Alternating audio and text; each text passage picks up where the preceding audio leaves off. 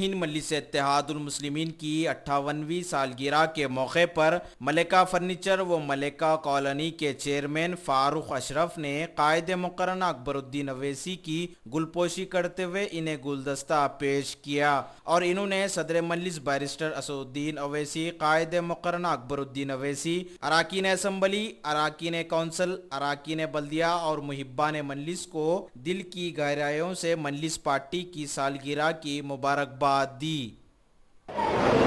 अस्सलाम वालेकुम। मैं फारूक अशरफ मलिका फर्नीचर मलिका कॉलोनी का चेयरमैन अपनी दिल की गहराइयों के साथ मजलिस इत्तेहादुल मुस्लिमीन की 58वीं सालगिरह के मौके पर सदर जनाब असदुद्दीन अवैसी साहब और जनाब अकबरुद्दीन अवैसी साहब को दिल की गहराइयों के साथ मुबारकबाद देता हूँ और इसकी जो है जमात की कामयाबी का क्रेडिट मैं फ़ख्र मिल्लत और सालार मिल्लत को देता हूँ, जो आप लोग की दूरअंदेशी से आज मुसलमानों का इत्तेहाद और जो मजलिस की तरफ से जो आज साबित हुआ है।